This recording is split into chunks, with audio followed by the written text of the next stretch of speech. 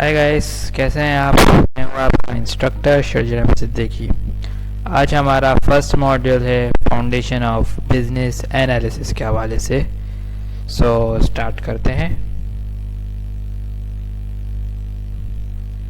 Business analysis होता क्या है, पहले हम डेफिनेशन करते हैं। Business analysis is the practical of identifying business needs and finding a solution to the business problem। ये बिजनेस एनालिसिस एक प्रैक्टिकल एनालिसिस है जो कि आइडेंटिफाई करते हैं बिजनेस नीड्स को, यानी जो बिजनेस में ज़रूरत होती है, फॉर एग्जांपल इन्वेस्टमेंट या फाइनेंस या अदर चीज़ें जो भी है, और उसके सॉल्यूशंस, यानी जो बिजनेस के प्रॉब्लम है उसके सॉल्यूशंस को हम फाइंड आउट करते हैं। ठीक है, मिसाल के तौर पर अगर कोई स्टेक होल्डर्स या अगर कोई आपका इन्वेस्टर किसी जगह बिजनेस खोलना चाह रहा है या बिजनेस स्टार्टअप यूज़ करना चाह रहा है, तो वो कैसे करेगा। ठीक है, उसको क्या चाहिए होगा। तो ये आपका डेफिनेशन ही बता रहे कि उस बिज़नेस की नीड क्या होगी, वो आइडेंटिफाई करनी है, जो बिजनेस में प्रॉब्लम्स आएंगे और उसके हम सॉल्यूशंस को बताते हैं। ठीक है, अगला पॉइंट लिया हुआ है, it involve understanding how an organisation functional, gathering and analysing the information, recommending charge to improve process, systems और स्ट्रेटजीज। ठीक है, इसके साथ साथ उसमें इन्होंने ये भी कहा है कि ये भी अंडरस्टैंड करेंगे कि जो ऑर्गेनाइजेशन, जो कंपनीज, जो इंस्टीट्यूशन किस तरीके से फंक्शन वर्क करती है। ठीक है, कैसे इंफॉर्मेशन को एनालाइज करती है, डेटा को गैदरिंग करती है और अपने प्रोसेस को, सिस्टम्स को या अपने टेक्निक को, स्ट्रेटजीज को किस तरीके से इम्प्रूव करती है। ठीक है जनाब, इन सिंपल टर्म में बिजनेस एनालिसिस है क्या। ठीक है, तो in terms of business analysis help an organisation first define what they want to achieve. ठीक है, पहली ये कि आप क्या अचीव करना चाहते हैं। कोई आपका गोल हो सकता है, कोई आपका पर्पस हो सकता है, कोई आपका ऑब्जेक्टिव हो सकता है, ETC कुछ भी हो सकता है। दूसरा, आप understand the current states of business. ठीक है, अभी बिजनेस किस स्टेट्स, कौन से स्टेट में मौजूद है, हमें पहले वो समझना पड़ेगा कि किस सिचुएशन में है। ठीक है, प्रोसेस का क्या होगा, कौन सा सिस्टम होगा, क्या मसाइल दरपेश होंगे, कौन से चैलेंजेस होंगे। ठीक है, तीसरा, हमें इनकी गैप्स या इनकी प्रॉब्लम्स को आइडेंटिफाई करना पड़ेगा, तभी हम उसका कोई सॉल्यूशन ढूंढ पाएंगे। ठीक है, चौथा, purpose, effective solution, new processes, techniques and policies. ठीक है, यानी अगर हमने कोई गैप्स, कोई आपका प्रॉब्लम्स आइडेंटिफाई कर लिया, तो अब हम क्या करते हैं, इसकी इफेक्टिव यानी इसकी सॉल्यूशंस बनाते हैं। इफेक्टिव सॉल्यूशन कि क्या, किस तरीके से हम उसको सॉल्व कर सकते हैं। आया कोई नई प्रोसेस हो सकती है, आया कोई नीड्स हो सकती है, टेक्निक्स हो सकती है, फ्रेमवर्क हो सकता है, या कोई पॉलिसीज हो सकती है। ठीक है, ensure that solution meet stakeholders need and deliver value. Ensure करना कि जो हम स्टेक होल्डर्स के साथ जब मीट करते हैं वो सॉल्यूशंस को डिस्कस किया जाए। ठीक है, और उनकी जो डिलीवर्स वैल्यूज है वो भी उनको आगाह किया जाए कि हाँ, हम इस तरीके से काम कर रहे हैं। ठीक है, की एक्सपर्ट ऑफ बिजनेस एनालिसिस। क्या की एक्सपर्ट है बिजनेस एनालिसिस के। पहला है हमारे पास रिक्वायरमेंट गैदरिंग।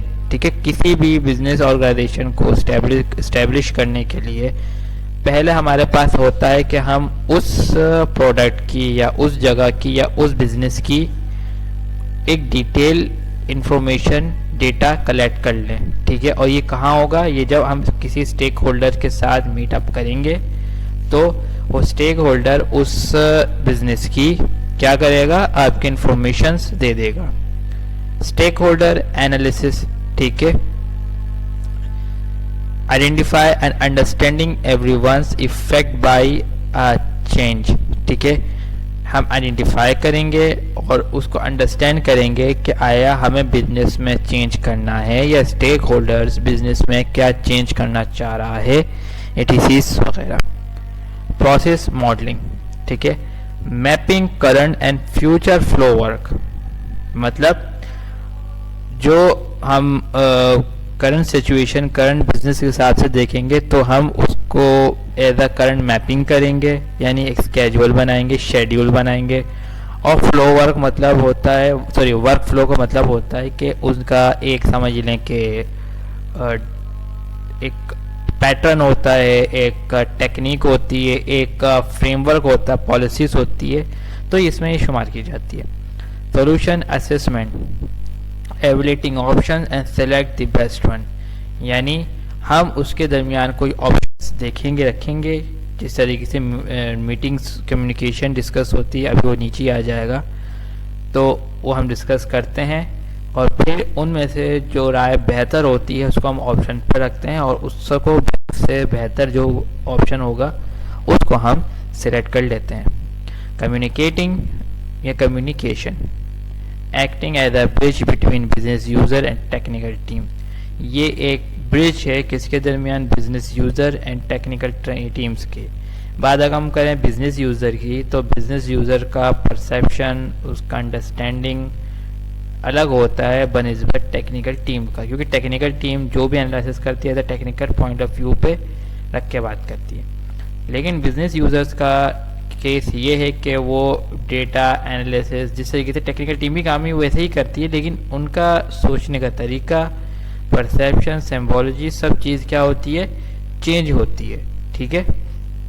अच्छा, चेंजिंग मैनेजमेंट, अच्छा बाज़ औक़ात क्या होता है कि नए आते हैं, पुराने चले जाते हैं, ठीक है। तो कुछ न्यू प्रॉब्लम्स आती है अचानक से, लेकिन उसका जो ट्रेडिशन सॉल्यूशन है वो अप्लाई नहीं होता। तो new problems make a new solution, नए प्रॉब्लम्स अगर आते हैं टेक्नोलॉजी के साथ और अदरवाइज तो उनके नए सॉल्यूशंस आते हैं। बेस सेम रहता है, बस टेक्निक ये नज़रिया चेंज हो जाता है, ठीक है। अच्छा, तो थोड़ा सा डेफिनेशन की तरफ आ जाते हैं बिजनेस एनालिसिस की। According to International Institute of Business Analysis, the business analysis is a practice of enabling change as an enterprise by defining needs, recommending a solution that deliver value to our stakeholders। वही बता रहा है कि business analysis एक practice है जो किसी enterprises में चेंज हो जाती है या चेंजिंग होती है बाय डिफाइनिंग नीड्स, उसके नीड्स के लिहाज से जो वो ज़रूरत महसूस करती है, जो प्रॉब्लम्स है उसकी रिकमेंड सॉल्यूशन के हवाले से, ताकि जो स्टेक होल्डर्स है उनको इम्प्रोप्रिएट या डिलीवर वैल्यू मिल सके, ठीक है, डिलीवर सॉल्यूशंस मिल सके, best recommend solutions. Project management institute PMI क्या कहती है, ठीक है, कि बिजनेस एनालिसिस क्या है हमारे पास, it is a practical of facilitating solution by a business problem, ठीक है। ये एक फैसिलिटेटिंग है, फैसिलिटिंग सॉल्यूशन है किसी भी बिजनेस प्रॉब्लम्स का, जो उनके रिक्वायरमेंट बताती है, यानी define requirement and ensuring their deliver, और जो हम डिलीवर कर सकते हैं, ठीक है। सिंपल से हमें पता है कि हमें उनकी बिजनेस नीड को समझना होता है और इनकी इफ़ेक्टिव सॉल्यूशन जो वो चाहते हैं हमें वो बतानी है, ठीक है। ये तीसरे पॉइंट की सिंपल सी डेफिनेशन है। इसके स्कोप क्या है ये अंडरस्टैंड करते हैं। अंडरस्टैंड अ बिजनेस नीड, सबसे पहले हमें बिजनेस नीड को अंडरस्टैंड करना पड़ेगा, ठीक है। तो लिखा हुआ है identify and analysing the goal, challenge and opportunities with in a business और प्रोजेक्ट।